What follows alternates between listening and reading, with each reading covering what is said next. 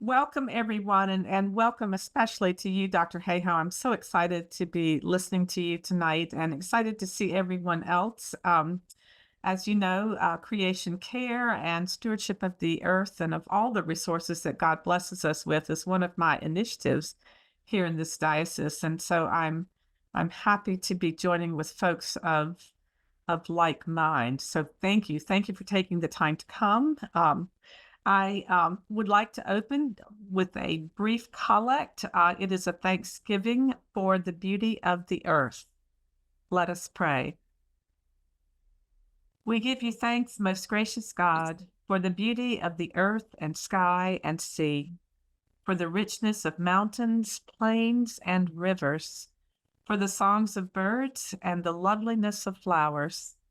We praise you for these good gifts and pray that we may safeguard them for our posterity. Grant that we may continue to grow in our grateful enjoyment of your abundant creation to the honor and glory of your name, now and forever. Amen. Amen. All right, Lynn. Thank you, Bishop. You're Well, welcome. friends, let me just do a quick introduction of our speaker, and then that lets you hear from her. Katharine Hayhoe is an atmospheric scientist who studies climate change, one of the most pressing issues facing humanity today. But she may best be known because she's bridging the broad and deep gap between scientists and Christians, and work that she does primarily because she herself is a Christian. She's been named by Christianity Today as one of their 50 women to watch, and the United Nations as a champion of the earth. She serves as the World Evangelical Alliance's climate ambassador and as the science advisor to organizations from Young Evangelicals for Climate Action to the Faraday Institute for Science and Religion. She is the author of Saving Us, a climate scientist's case for hope and healing in a divided world, has a weekly newsletter, Talking Climate, both of which I recommend to you all highly, and hosted the PBS digital series Global Weirding, Climate, Politics, and Religion. She is the chief scientist for the Nature Conservancy and a distinguished professor and chair at Texas Tech University. Dr. Hayhoe, welcome, and I'll turn it over to you, my friend. Thank you so much. It is great to be with you. So I am from Toronto, but I live in Texas, but my husband is from Virginia. And when I say from Virginia, I mean his family arrived in Elizabethtown in 16-something. That's how Virginia he is. In fact, I know that you don't say it Virginia, you say Virginia. His family is lived near Stanton and Augusta for a long time. Now they live up by Warrenton, so a little bit further north of where you are. But I am very familiar with Virginia. I have spent a lot of time there. We have our family vacations at Sandbridge over there by Virginia Beach. So I'm really glad to be able to speak with you today. So I'm a climate scientist, and I talk to a lot of different groups of people. I've talked to architects and medical professionals. I've talked to a lot of students. I talk to gardeners. I've talked to botanical artists. You name it, I've had conversations with people.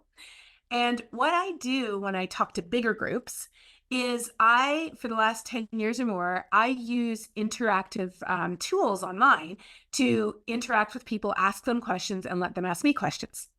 And I especially like people being able to ask me questions and then everybody else being able to upvote the questions that they're most interested in. Because I figure if you only have like 10 minutes for Q&A, I'd rather get to the questions that the biggest number of people care about. Mm-hmm. So about probably like 8 or 9 years ago, I started to notice that no matter what group I was speaking to, I could be speaking to a local climate group. I could be speaking to students. I could be speaking to people at a museum. No matter who I was talking to, I started to see the same 2 questions coming up to the top again and again. And those 2 questions were, when it comes to climate change, what gives you hope? And the second question was, how do I have a conversation about this with the people I know and the people I love? I care about it so much. I'm worried about it, but I don't know how to talk about it. So after I saw this happening for about 3 or 4 years, and it got to the point where I could predict exactly what the top questions were going to be, I figured I'm going to write a book about this because we need good answers to these questions. What gives us hope, and how do we have a conversation about it? So that is where my book, which many of you have read or are reading right now, that is where the whole idea and impetus, there it is, that's it.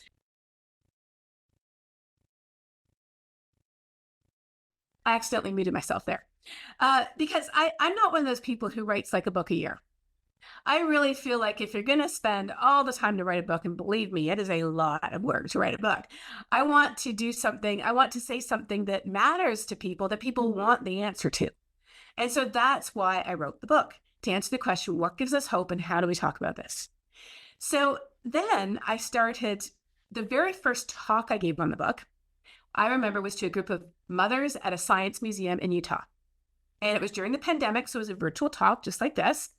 And I decided I was going to ask them how they felt about climate change. I'd never asked anybody that before, but in writing the book, I read a lot of work by psychologists, and psychologists tell us that if we're coping with, as many people are today, worry, anxiety, concern, the first step is to acknowledge it and to validate it. So I asked them for the very first time, the first talk I gave after my book came out, I said, how do you feel about climate change? When I say climate change, how do you feel? And let me share my PowerPoint slides with you. Here we go.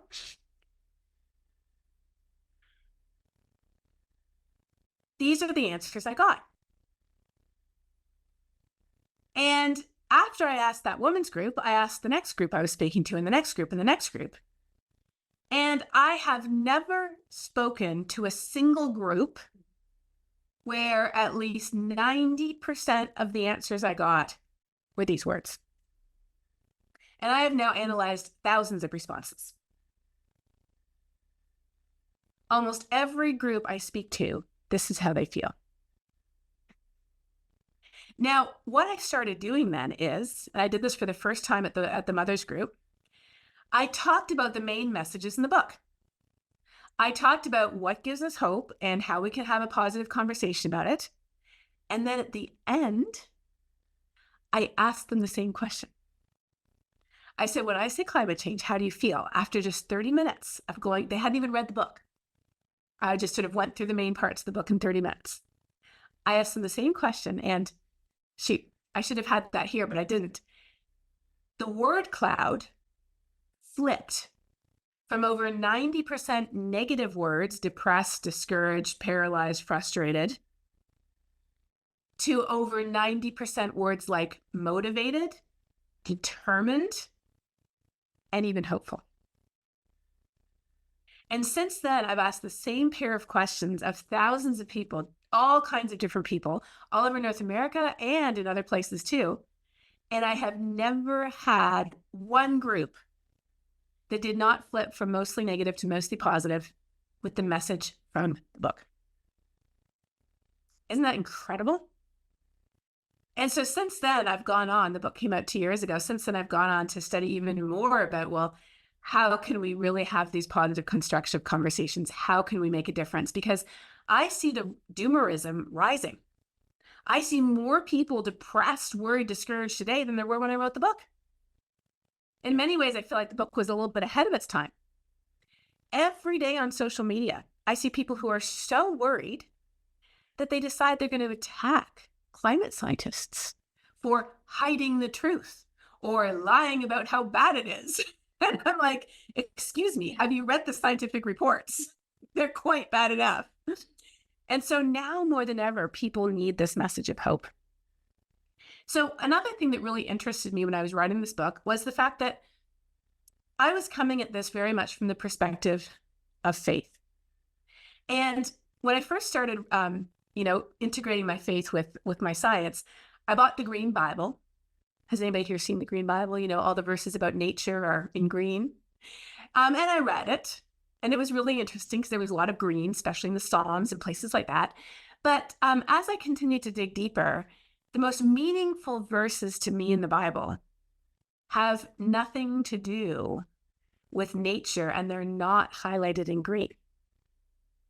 The most meaningful verses for me, and the ones that most strongly influence my perspective on this issue and how I talk to people about this issue, are verses about fear and about hope. And those are words that we see in the Bible quite a bit. In fact, let me just find one of them here. Just a second. One of the verses that I would say is probably most meaningful to me is this one here.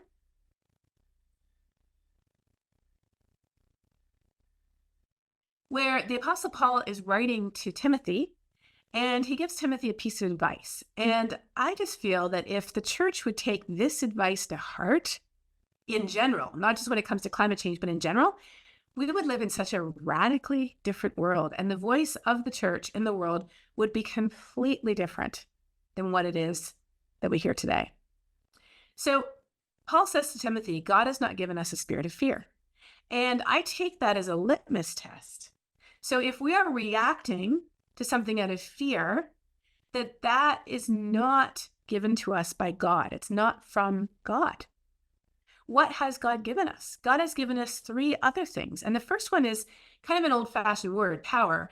But what that means in sort of modern day parlance is to be empowered. In other words, to be able to act. So what's the number one thing that fear does? It paralyzes people. In fact, there was a recent scientific study that just came out just 3 weeks ago that found that fear and doom-filled news about climate change got the most shares and clicks on social media and on the internet. But, and the authors literally said this, they said, but those type of messages are the absolute worst at getting people to feel motivated to act. The latest social science from 3 weeks ago says the exact same thing that a text written 2,000 years ago says, which is that fear does not empower us. Fear is the opposite. It paralyzes us. Fear makes us selfish. It makes us think about ourselves rather than others. It makes us not act rather than act. And fear often leads us to do irrational things like climate advocates and activists attacking climate scientists. Like if you're going to fix climate change, you would think that the number one thing to do is not to attack your allies. And it's just completely illogical. It doesn't have a sound mind. So what God has given us is not a spirit of fear, but rather a spirit of power, which means we can act, of love, which means we can consider others, not just ourselves. And as a scientist, I do love this, a sound mind so we can make good decisions based on the information that God has given us, much of it through science. So this is really where my faith comes into it. And then I also really appreciate the verse in Romans. I don't have that here, but there's a verse in Romans where Paul again is talking about the origin of hope. Where does hope originate? Does hope originate in positive circumstances when everything's going well? No. When everything's going well, you don't need hope, right? You don't have to say, I hope it's going to be fine, because it is fine. When do you need hope? When things are worst. So what does Paul say in Romans? He says, hope begins with suffering. And the greater the suffering, the more hope you need. What does suffering lead to? It leads to perseverance. So it's not about giving up and saying, oh, it's too late, the goose is cooked, it's all over. It's persevering through the suffering. And then it says in Romans, it leads to character, and character leads to hope, because what are we placing that hope in? In the case of what I do, I'm not placing my hope in a single piece of legislation. I've seen so many people do that, and they've been completely disappointed when that piece of legislation did not pass, or if it did pass, it didn't accomplish everything they hoped it would. I've seen people place their hope in a single person, and people are fallible. They will almost always disappoint us. I've seen people place their hope in a single solution, like if everybody in the world did X, that would fix it. There's no X that if everybody in the world did it, that would fix the problem. So we place our hope in things that will always be insufficient and always disappoint. But what, of course, Paul says is that our hope is ultimately placed in God. And we know, going right back to what he said to Timothy, God gave us a spirit of power, love, and a sound mind. That is what we need to persevere from the situation that we are in today to a better world that is possible. So that's what our faith says. But the fascinating thing to me in doing the research for the book is I found out that in education, in psychology, in neuroscience, they're saying the same thing. Let me show you what I mean. Just a second here. Go back to my slides. So in neuroscience, one of the really good books I read before I started writing my own book was a book called The Influential Mind by a neuroscientist named Tali Sharot. And in it, she explained how our brains as humans are wired. She was not writing about climate change. She was simply writing about how our brains are wired. So often what we do when we're worried about climate change, and today, 2/3 of people in the US are worried about climate change. 2/3. In other countries around the world, it's even greater numbers. So often climate changes and we get worried. What do? We say, well, everybody else needs to be worried like me. So we load up on all the scary data that gets the shares and the clicks online, like that study showed. Scary headlines get more clicks. And then we dump it on people. And we expect that they'll spring into action, but they don't. In fact, people are even more paralyzed, and inaction results. And so when I read the neuroscience, here's what it said. Tali Sharot is a neuroscientist again, and she said, fear and anxiety cause us to withdraw, to freeze, to give up, rather than take action. Isn't that basically what the Apostle Paul was saying? Fear and anxiety cause us to do the exact opposite of what we need to do when it comes to climate change. And so we're stuck in this negative feedback loop. Well, it's because social science has also showed, in fact, a couple of recent studies just came out the last few weeks that showed this also, that most of us are worried, but most of us don't think anybody else is worried. So we systematically underestimate how many people are worried. We think, me and everybody I know, we're worried, but all those other people over there who don't want to talk about it, they're not worried. And so we think that what we need to do is we need to move the people in the yellow group over to the blue group. But the reality is, according to social science, that the people who say they're not worried, and I actually think a lot of them are just repressing it, there's only about 20% of people in the US who would say they're not worried. Only about 20%. In fact, a recent study in Texas, where I live, found that 42% of registered Republican voters are worried about climate change. 92% of registered Democrat voters in Texas are worried. If you've got almost half the registered Republican voters in Texas worried, you've reached a tipping point. So most people are worried. There's a small number who say they're not, again, 20%, and I would suspect some of them are. They're just repressing it more strongly than others. But here's what polling has found. Only 8% of people are activated. 8%. So what is our goal? Is our goal to take Uncle Joe, who posts on Facebook every week about how those scientists are making this up to line their pockets? Is our goal to move Uncle Joe from the yellow to the blue? Or is our goal to move the many people who might already be worried, but they don't want to talk about it? Because if you're worried, but you don't know what to do, why would you want to talk about it? I don't want to talk about depressing things. I'm not that type of person. So is our goal to move, the person, Uncle Joe, who's not worried into the worried, or to move Nancy, who lives next door, who we know is worried about it, but feels there's nothing we can do, over to the green? What's our goal? I think the more practical goal is to take the blue and move them to the green. And what's holding people back? Is it lack of worry? No. It turns out that there's two things going on here. And I refer to this as the head to the heart to the hands connection. That's what we're missing. So I think of it this way. All of the information that we know that the globe is heating up, we're breaking temperature records, the ice sheets are melting, the polar bears are endangered, the sea level's rising. All of that worry is up here in our heads. But we still have this gap between our heads and our hearts. We haven't connected the dots between what's happening to the ice sheets and the polar bears and global average temperature and how that affects the places I love, the things I love, the people I love. Now we're starting to connect those dots because climate change is forcing us to.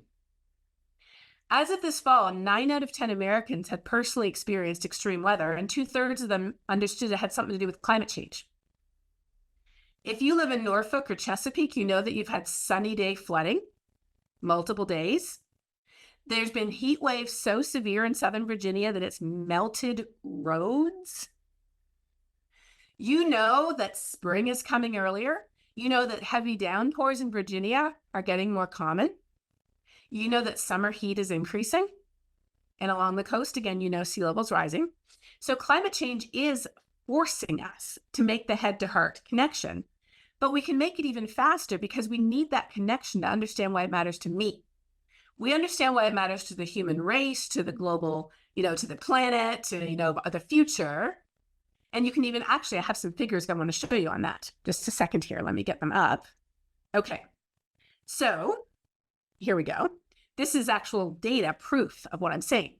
We understand, here we are. This is a map of the US. You can see Southern Virginia there. Each little area is a county. And they ask people, is this happening? Is it real? Anywhere that's orange, more than 50% of people said yes. And the darker orange it is, the more people said yes. So you can see Southern Virginia, especially closer to the coast, is pretty dark orange. And then they asked people, is it going to harm plants and animals? And people said yes. So they get it's going to harm plants and animals. What about people in the future? Yes, it will harm people in the future. We agree. What about people who live over there in developing countries? Well, it's a little lighter colored, but mostly orange, right? Okay, now don't blink because there's one more question they asked. Do you think it will affect you?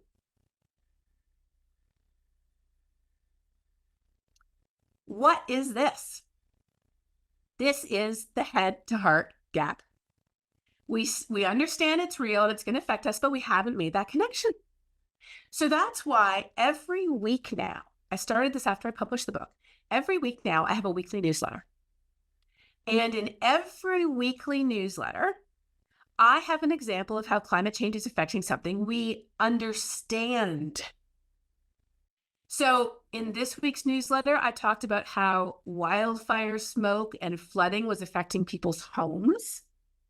A previous week, I talked about how climate change is affecting coffee and bananas and chocolate. I talked about how climate change is affecting people's home insurance rates. And in fact, just last week, State Farm pulled out of some neighborhoods in California, and they're not even offering insurance at all in those neighborhoods due to wildfire risk.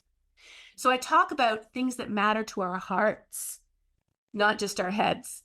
And one of my colleagues said, I'm taking my dog for a walk and it's April in Texas. It's already so hot. The dog can barely breathe.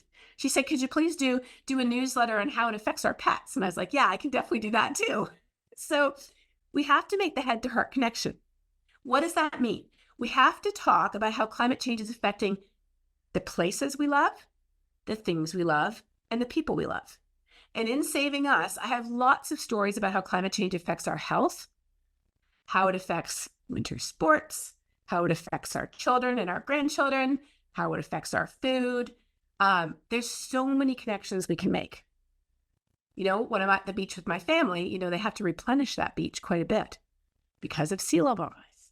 So that's something we can talk about too. So make the head to heart connection. That's number one. Worried people, most of them don't have the head to heart connection. But there's one connection that's even more important, and that's the heart to the hands connection. So they asked people, are you worried about climate change? And 2/3 of people in the US say yes. And then they said, how do you feel? And half of all the people in the US said, I feel helpless and I don't know what to do. And again, the survey showed that only 8% of people are activated. So the researchers at Yale University who did these maps I just showed you, and they did all this data that I'm telling you about, the researchers who found 8% were activated, they then started to ask people who were worried but not activated, why aren't you? And you know what the number 1 and 2 answers were? Number 1, I don't know what to do. And number 2, no one ever asked me. So what does that tell you?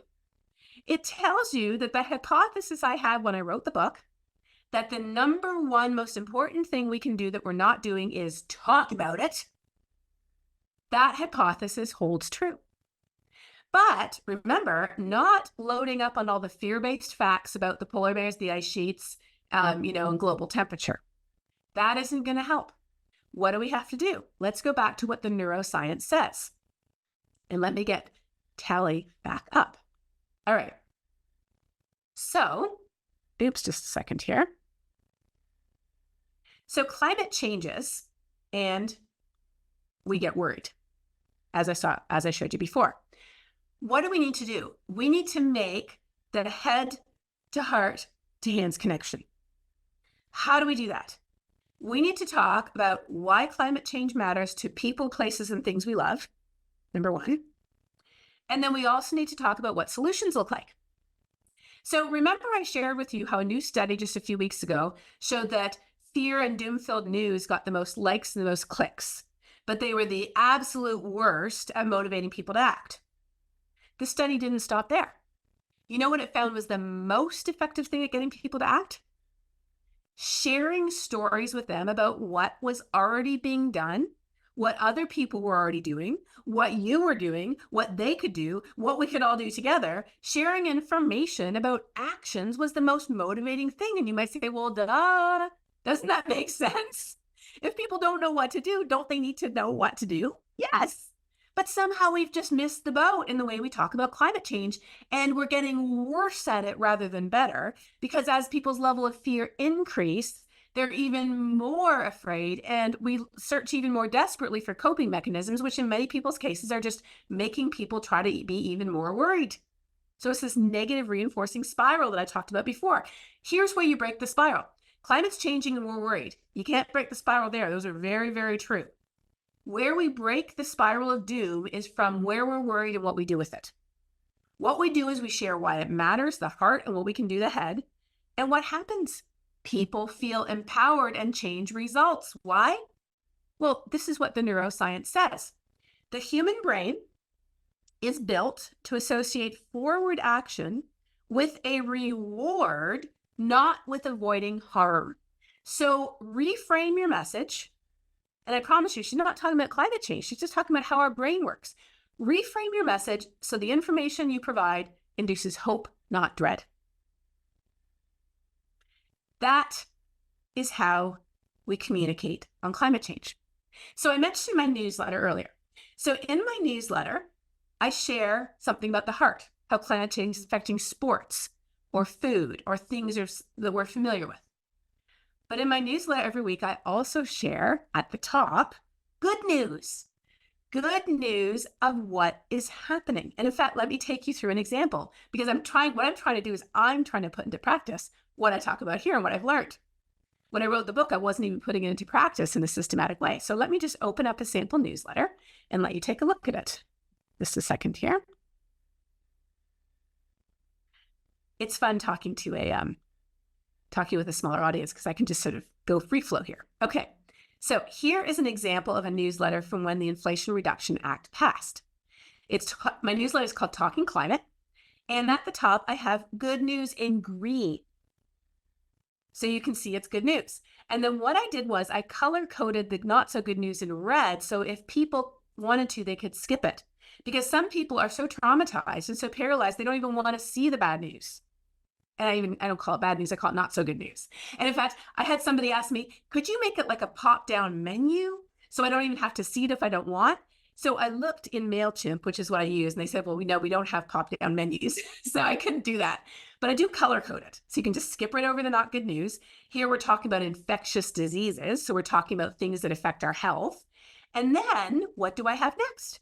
I have a blue section on what you can do. And every week I have something else that you can do. So if you're interested, let me give you the subscription link here. There we go. Here's the subscription link, and I'm going to put that in the chat right here. And this is for everyone, so you can share it with everyone you know. And in fact, some churches, like I spoke at St. Paul's Delray Beach, which is an Episcopal church in Florida a couple of weeks ago, for the last year, ever since they had a Saving Us book club at the church, they've put excerpts from my newsletter in their bulletin to share good news about what's being done, or to share bad news about how climate change is affecting people that we care about, our sisters and our brothers here and around the world. So this is how I put into practice that head to heart to hands connection. So when I share this with people, often then the next question people have is, well, what can I do? I need something to do. You know, I already have solar panels, or I already subscribe to wind energy, or I already have a plug-in car. I already have tried out a lot of plant-based recipes, but what can I do that will really make a difference? So this is a tough question, because when I started thinking about this, there wasn't really a clear answer. The social science was still sort of working through what can you do? So I started to look around, not in climate science, but rather in history of social movements and social change. And while I was looking at this, I have a colleague, Jean-François Mouhot, who is also a Christian. He's a historian. And one of the things that he was studying while he was at Georgetown University a number of years ago is he was studying the parallels between the arguments people were using against abolition of slavery and the parallels between the arguments people are using against phasing out fossil fuels. So he was the first person who taught me that humans are humans, and we use the same arguments again and again. But then I thought, well, couldn't we use the same solutions again and again? So there's an organization over in the UK called Climate Outreach. And it is led by, or it was created by a man named George Marshall, who's really, really good on sort of understanding how to effectively communicate on climate change. He wrote a really good book called Don't Even Think About It, How Our Brains Are Wired to Ignore Climate Change. Very good book if you're interested. So on Instagram, and I'm looking him up here on Instagram so I can show you. Yes, on Instagram, here's George on Instagram.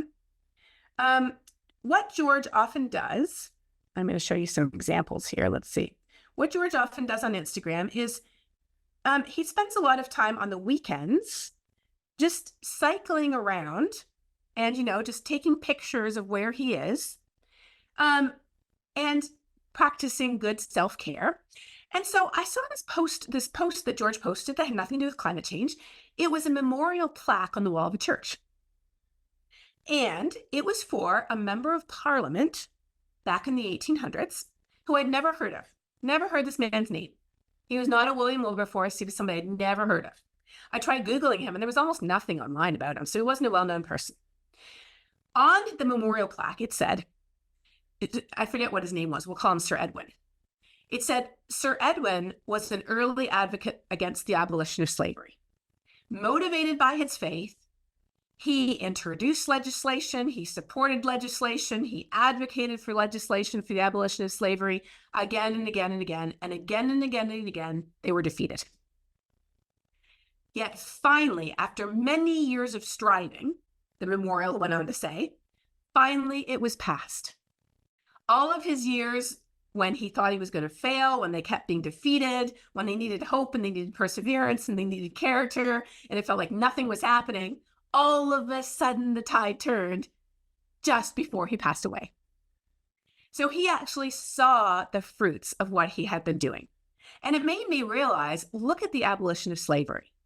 Did abolitionists boycott sugar and cotton? Of course they did, because those came from plantations. But was that what turned the tide? No, it was their voices that turned the tide. How did women get the vote?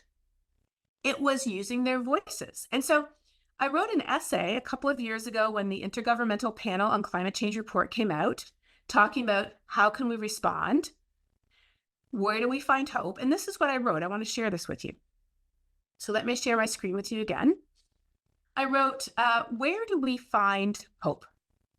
We find it in action, I said, and the world has changed before. And when it did, it was not because a president, a prime minister, a CEO, or a big, rich, wealthy, famous, influential person decided it had to. Change did not begin with the King of England waking up one day and deciding to end slavery. It did not begin with the President of the United States, saying, oh, that was a wonderful dinner you just cooked, dear. Maybe you should get the vote. That is not how women got the vote. The National Party of South Africa didn't say, oh, it's Friday, maybe we should end apartheid. No. These changes began when ordinary people of no particular power or wealth or fame decided the world could and should be different. Now, we know a few of their names now. We know William Wilberforce, Elizabeth Cady Stanton, Martin Luther King Jr., Nelson Mandela.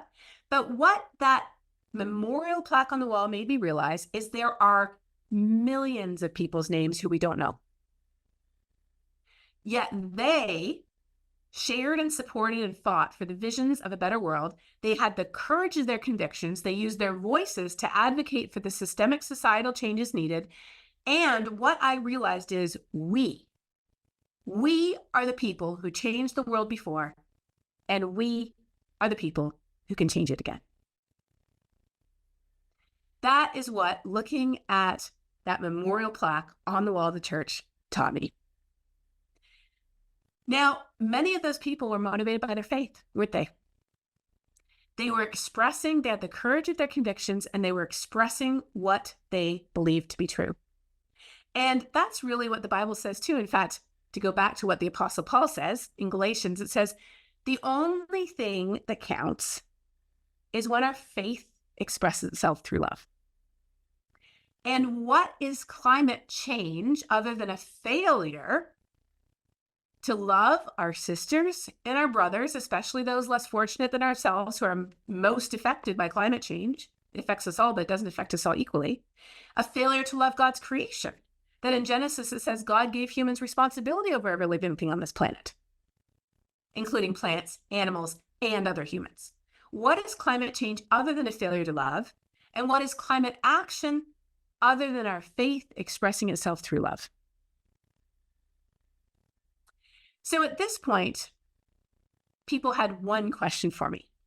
And I get this question so much today that nowadays, if I have a social media account like Instagram or Threads, where I can pin something to the top of it, so if people go to see me there, this is the first thing they see.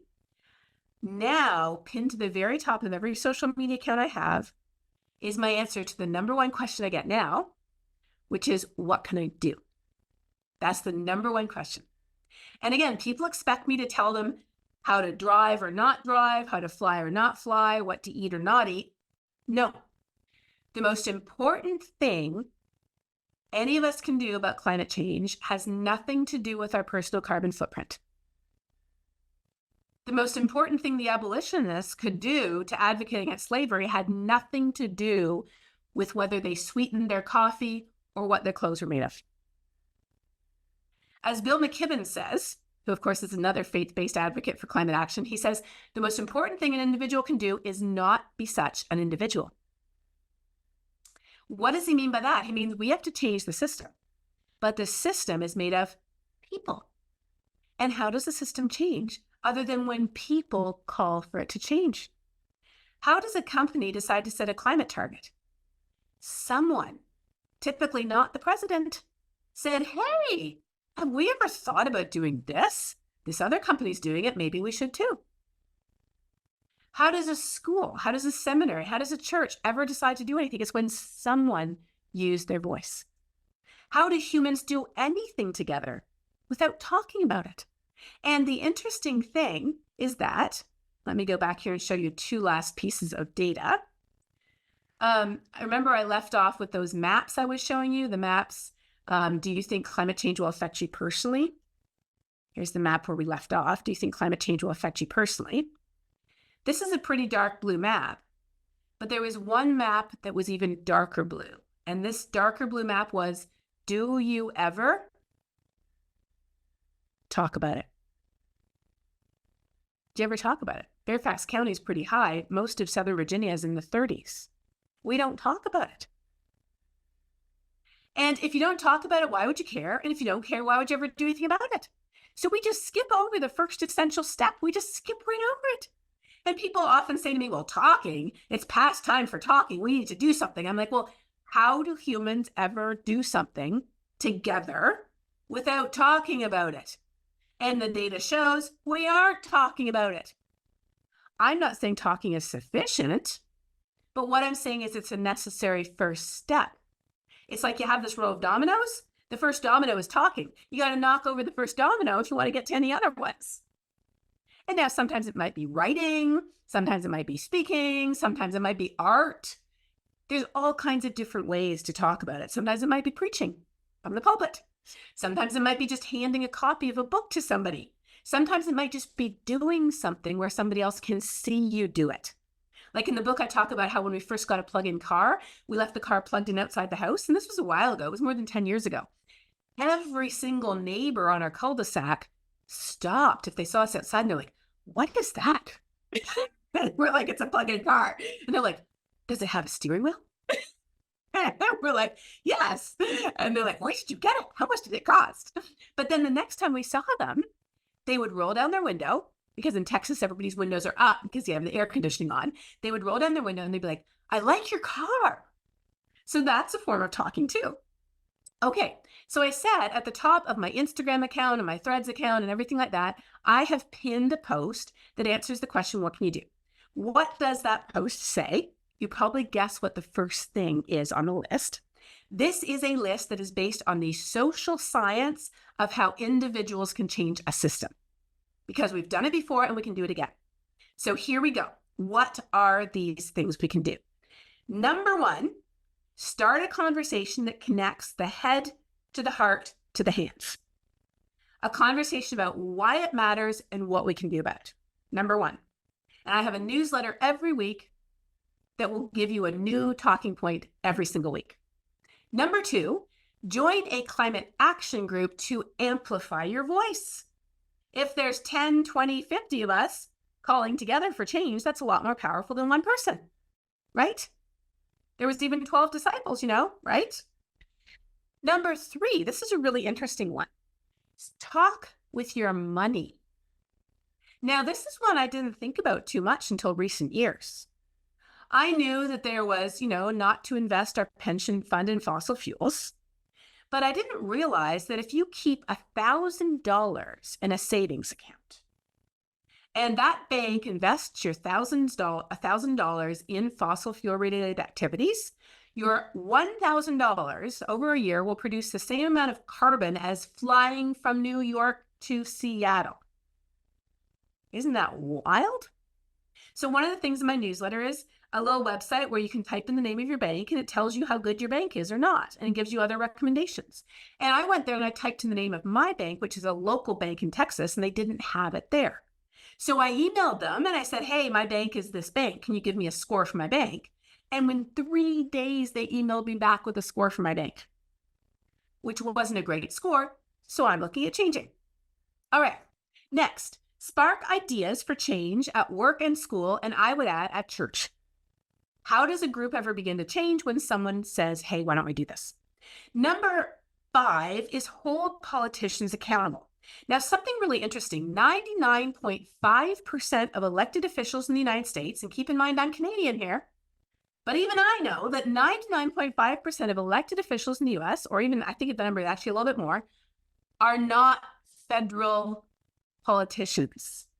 They are not federal senators. They are not federal Congress people or representatives. Some of the most powerful positions are, in Texas where I live, the railroad commissioner oversees all the fugitive methane emissions from the oil and gas wells in West Texas. Whoops, that's a down. The school board, the city council, the county commissioners. And remember how I talked about that most of us, we're worried, but we don't think anybody else is? So the Yale program on climate communication that does all this research, they just put out a study a couple of weeks ago showing that politicians consistently underestimate how worried their constituents are. Why? Because they never hear from them. So in my newsletter this week, the action item was tell your local elected officials that you're worried about climate change.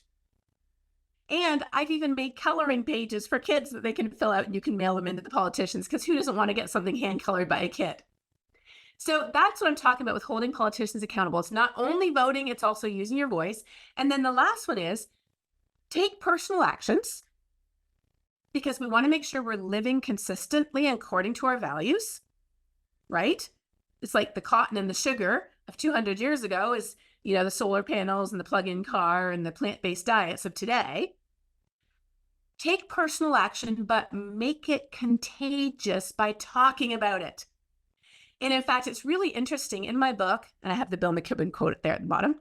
In my book, I cite research that showed that the number one predictor of whether a home will have solar panels is if someone else within a mile of that house has them. Isn't that crazy? It's contagious. So we put solar panels on our house in South Lubbock a number of years ago. My husband got them for a Christmas present surprise. I was so happy I cried. And then the installer put his leg through our bedroom ceiling, but we fixed it. So then we were the first ones in the whole south end of town to get them.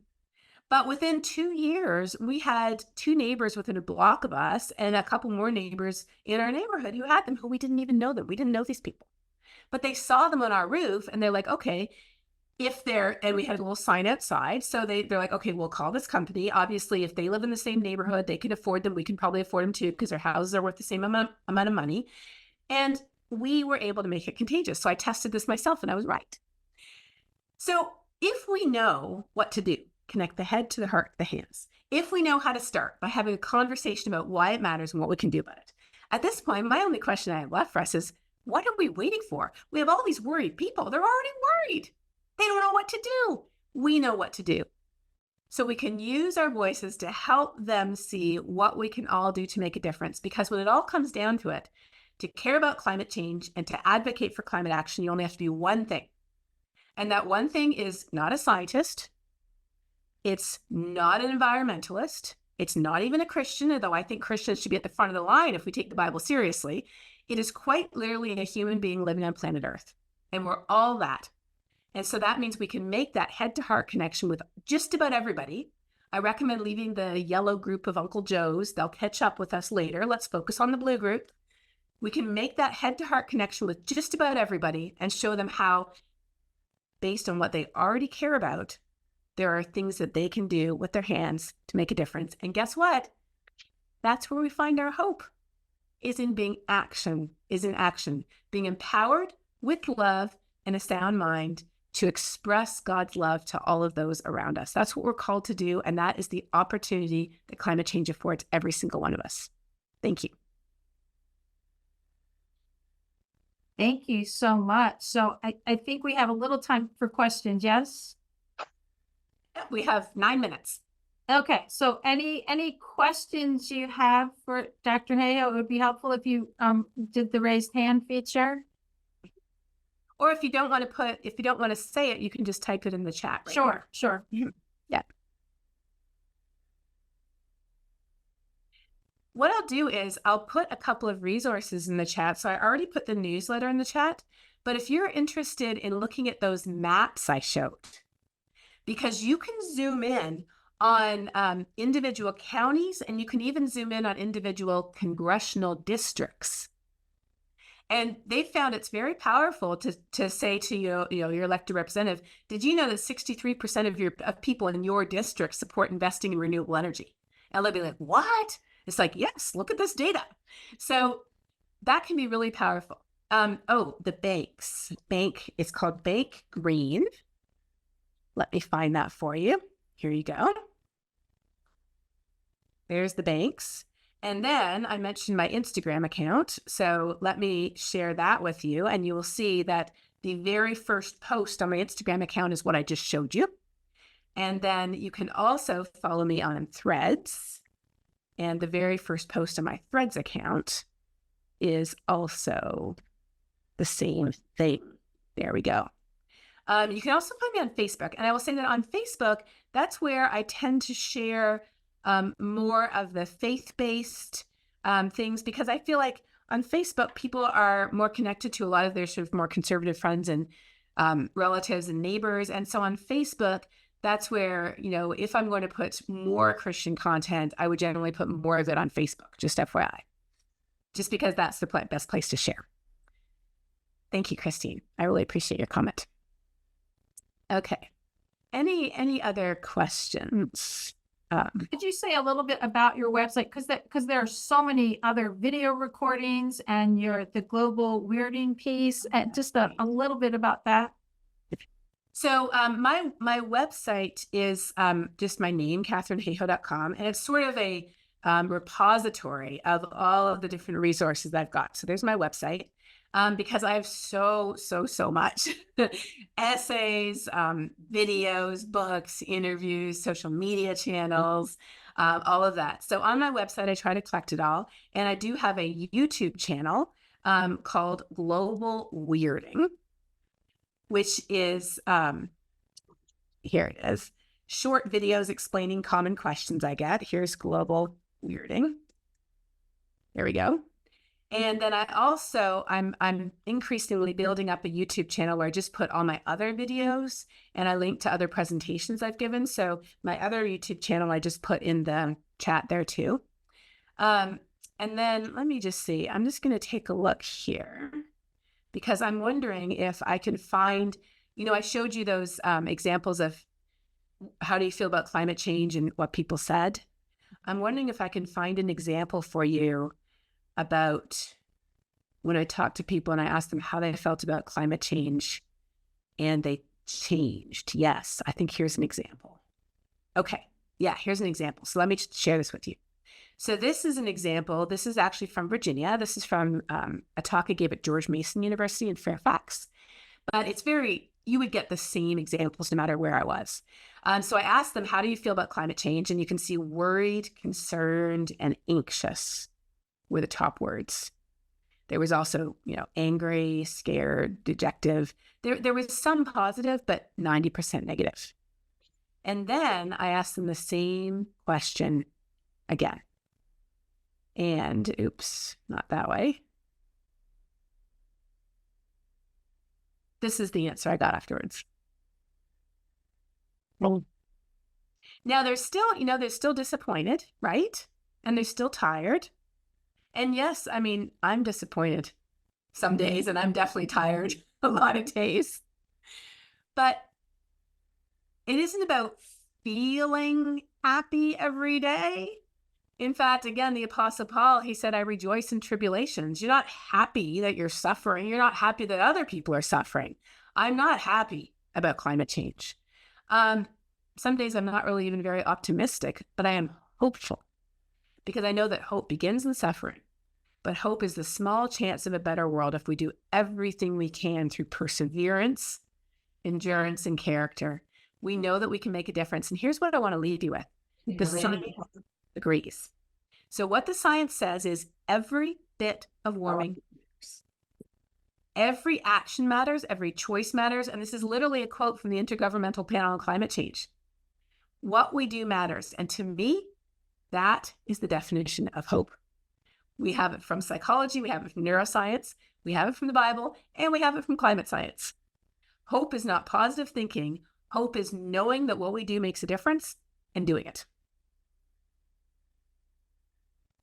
Excellent. We only have a couple minutes left. Any last minute questions? Mm-hmm. There's a comment in the chat from Mark.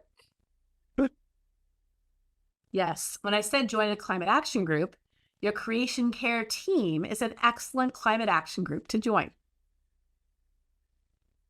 Yeah, we are just beginning our work, Dr. Hayhoe, but and you're part of our inaugural speaker series. So we're so happy that you could join us. I know just you only have a moment left, but on this issue of personal footprint, right? I know that when you travel, even arranging this, the conversation with your staff was You cluster things. Can you just talk what's the largest number of events that you have tethered to a personal speaking event? Sure. Well, this is a fun way to end, because when I was, about 15 years ago, when I was giving I was starting to give a lot of talks on climate change. That was how I figured out how I needed to make the head to heart connection, because I would explain all the science and then people would say, well, why does it matter?